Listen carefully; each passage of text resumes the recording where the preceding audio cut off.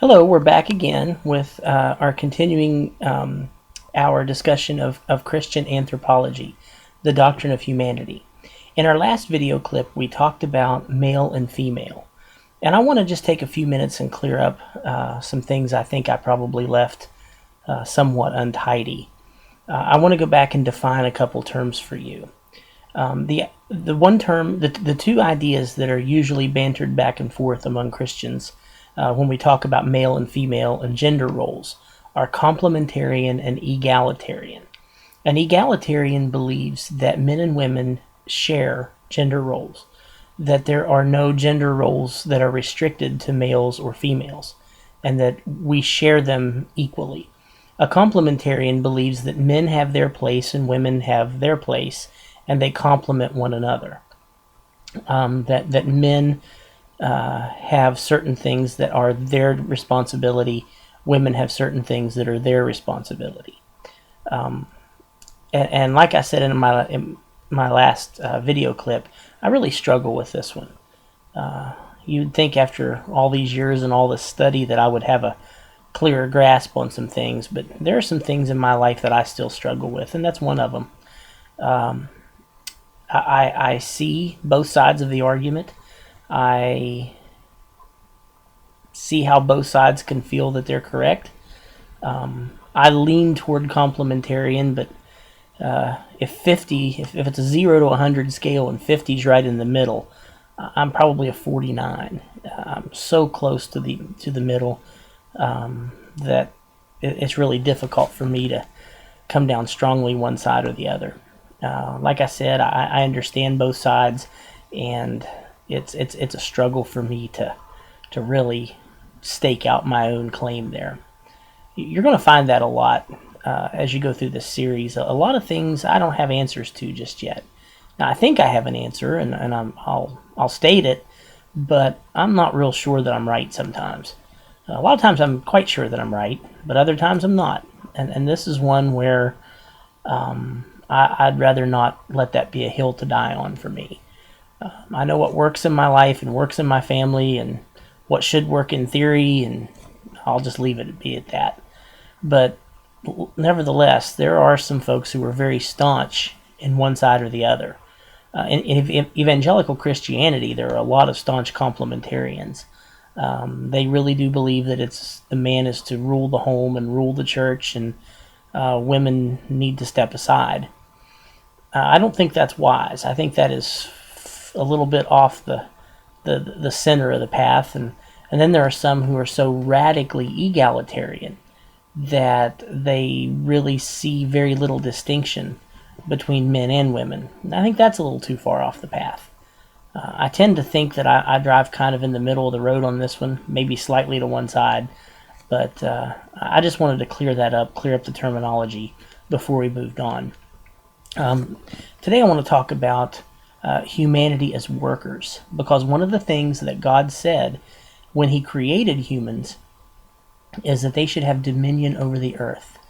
He assigned Adam and Eve a job to have dominion over the earth, to take care of the garden and keep it. Their job was to be vice rulers over the world that God had made. And part of that is that we are called to work. And even after the fall and in our world today, work is part of our daily lives. Even after the fall, God commanded Adam to till the soil, said it would then be labor rather than enjoyable work.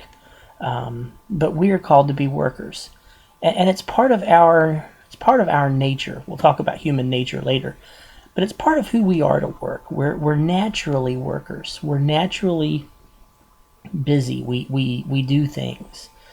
We find meaning in what we do. Which is one of the dangers of work, is that it can become that which gives our lives meaning. And we don't want to do that. We want to make sure that we have a job, and that's fine, but it's not the only source of meaning for our lives. Another danger of work is to go in the opposite direction and be lazy, to not want to work or to not try very hard. Even Paul, in his letter to the Thessalonians, said, if a man doesn't work, then he shouldn't eat. So There's there's a middle path. We shouldn't be slaves to our work, but then we shouldn't be slaves to sloth. And we will see that as we go on through our talk and our discussion of systematic theology, we will see that a lot of sins are the exaggeration or the underemphasis of good things. Work is a good thing. God created us, and He created us to work. But when we overemphasize or underemphasize that which is good, then that becomes sinful. So, what do we do with it? Well, we want to steer a middle ground. We want to not be overly enslaved to our work and not let it determine who we are. But at the same time, we also want to not be lazy and to always do our best and to do all unto the glory of God. That God sees all that we do, and that we may glorify Him in all that we do.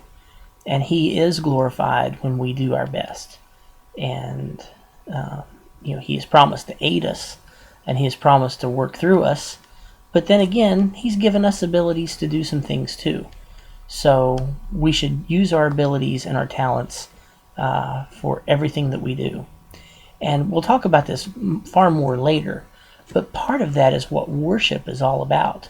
Worship is that which we give to God.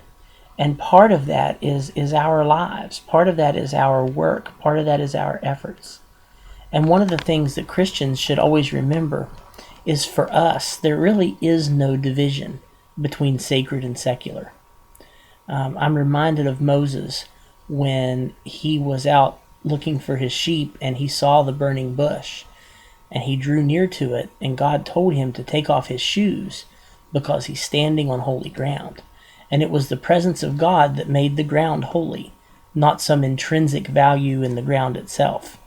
Well, for us, as we are the bearers of God's image and the repository of God's life and His Spirit, it makes everything that we do holy. Our work is holy. Our sleep is holy. Our eating is holy. Our recreation is holy. And so part of the reality of the Christian life is that we do all to the glory of God, and therefore that makes everything that we do sacred. So to us, there is no division between the sacred and the secular. Everything's sacred. If we do it in Thanksgiving, it becomes consecrated to God, whether it's our relaxation, our vacation, our watching a football game, or playing with our kids, or whatever we do, it becomes sacred. And that's something good to remember. Another good thing to remember, and another good rule of thumb for life, is that we need to rest. Rest is important. Bodily rest is important. Mental rest is important. Emotional rest is important. It's no accident that God created the Sabbath. And Jesus tells us that the Sabbath was made for man. Because we need it. We need to rest. We need to stop. We need to pause. And I realize that's a real issue in a lot of Christians, is that we're supposed to not do anything on Sunday because Sunday's the Sabbath. Well, no, it isn't. Saturday is and always has been and always will be the Sabbath. We choose to take our day of rest on the Lord's Day, which is Sunday, and that's completely different. But some of us can't rest on Sunday. Some of us have to find a different day to rest. But I would encourage you as believers to rest.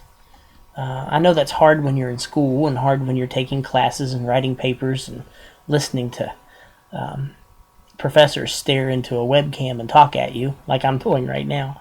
But we do need to rest. And we need to set aside time for rest. Time to close the books. Time to put down the tools. Time to sit. Time to just rest. Rest our bodies, rest our minds, rest our souls. And this idea of rest is very important, and it's built into our faith. Not only bodily with the Sabbath, but the rest from our labors in Jesus Christ, which is who is the embodiment of the entire system of the Sabbath. So one of the things that we want to emphasize in as we wrap up this video clip is that humans are workers. We're created to work. But along with work comes the proper balance and also rest. We get into rhythms of rest and work, and it's good for us to do that. I would encourage you to set aside rest time so that when you're working, you're able to do all as unto the glory of God, and that you would do all to please Him and to do all for Him. And I think that would help our Christian lives a great deal. Our next video topic is going to be man made in God's image, and that's going to be a lot of fun. So stay tuned. I hope you're having a great day, and we'll see you shortly. Bye-bye now.